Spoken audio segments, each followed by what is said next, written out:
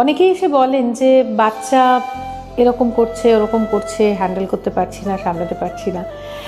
সবাইকেই বলি যে এটা একটা প্রসেস, মানে বাচ্চা যবে থেকে জন্মালো তখন থেকে বাচ্চাকে বড় করে তোলা, মানে প্রথম 15-16 বছর, যে বছরগুলোর পরে বাচ্চা আপনাকে বলবে যে leave me alone, my life is my life. তো সেই স্টেজটা অবধি নিয়ে যেতে ভীষণ রকম অনেক নিরাপত্তাহীনতা, বাচ্চাকে নিয়ে স্ট্রেস, ঝগড়াঝাঁটি, স্বামী স্ত্রীর মনোমালিন্য, তারপরে বাচ্চা কথা শুনছে না, ট্যান্ট্রাম করছে। তো এই যে পুরো জিনিসটা আজকালকার বিশেষত শহুরে সমাজে আমরা ভীষণ বেশি দেখতে পাই। এই নিয়েই 2-4 কথা বলবো ভেবে অনেক দিন ধরেই ঠিক করে রেখেছিলাম, তো আজ সেই দিন।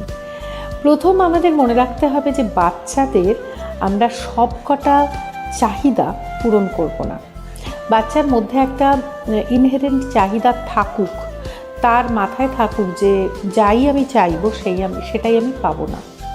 আর এখানে একটা কথা বলি যে স্বামী স্ত্রী দুজনেই কিন্তু এই জায়গাটাতে এক জায়গায় থাকবেন এবং খুব স্ট্রিক্টলি এক জায়গায় থাকবেন। এরকম যেন না হয় যে বাবা দেয় না আর সেই অভাববোধটা মা পূরণ করে দিচ্ছে, অথবা বাবা মা দিচ্ছে না সেই অভাববোধটা দাদু দিদা, দাদু ঠাকুমা বা বাড়ির অন্যান্যরা পূরণ করে দিচ্ছে। অনেকেই এসে বলে যে হ্যাঁ আমরা দিই না, কিন্তু বাড়ির বড়দের তো সামলাতে পারি না। এখানে আবার বলি যে বাচ্চা আলটিমেটলি কিন্তু খুবই ইন্টেলিজেন্ট মানুষ। বাচ্চাকে ছোট ভেবে তাকে বোকা ভাবার কোনো কারণ নেই। সুতরাং বাচ্চা যখন বুঝতে পারে যে বাবা মার কাছে আমার চাহিদাটা পূরণ হচ্ছে না, কিন্তু বাড়ির বড়দের কাছে পূরণ হচ্ছে, সে ওইটুকু নেবে, খুশি মনেই নেবে, কিন্তু আবার সে এটাও জানবে যে এখানে আমার একটা শাসনের জায়গা আছে বাবা মার কাছে, এবং এখানে বেগরবাই করা যাবে না, এবং এটাই তাকে আলটিমেট যে সহবত সেটা শেখাবে।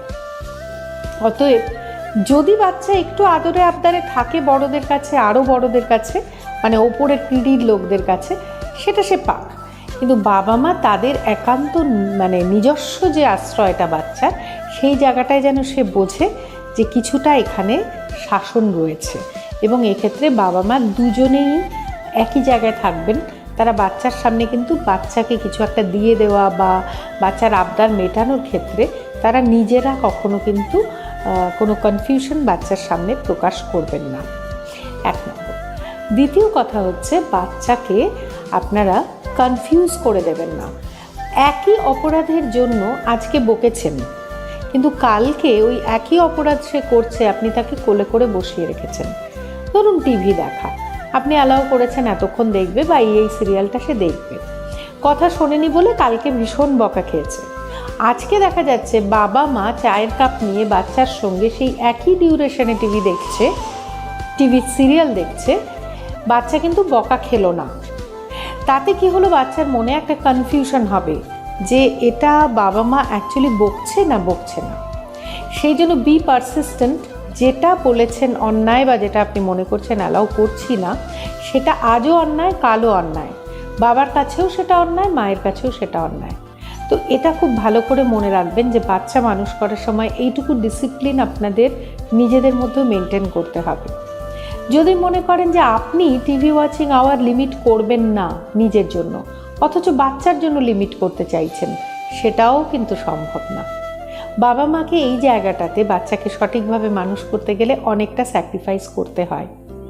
আপনি আচরি ধর্ম পরের শিখাও, যেটা নিজে করছেন না সেটা আশা করবেন না বাচ্চা করবে।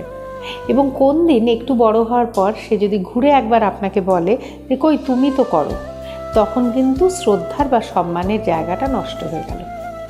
সেই জন্য এই ছোট ছোট জায়গাগুলো অবশ্যই খেয়াল রাখবেন। আর বাচ্চা যখন আরেকটু বড় হবে, ধরুন প্রাইমারি স্কুল শেষের দিকটা বা হাই স্কুলের শুরুর দিকটা, তখন বাচ্চাকে একটা মিতব্যয়িতা, টাকা পয়সার ভ্যালু, এগুলো সম্পর্কে একটুখানি জানকারি দিন। তাদেরকে জানতে দিন যে টাকা পয়সা রোজগার করাটাও কষ্টের, সুতরাং না বুঝে অবিবেচকের মতো খরচ করাটাও উচিত নয়। তারা যাতে বোঝে যে প্রত্যেকটা নোটের গায়ে ঠিকানা লেখা আছে, প্রত্যেকটাই বিশেষ কোনো কারণে পার্সে রয়েছে এবং এটা স্পেন্ট হবে, it is destined to be spent. এটা এমনি ফ্রি বসে আছে, যখন খুশি যেখানে খুশি উড়িয়ে দেওয়া যায় তা নয়। এটা নিয়ে আমি আরেকদিন আরও বিস্তারিত আলোচনা করব।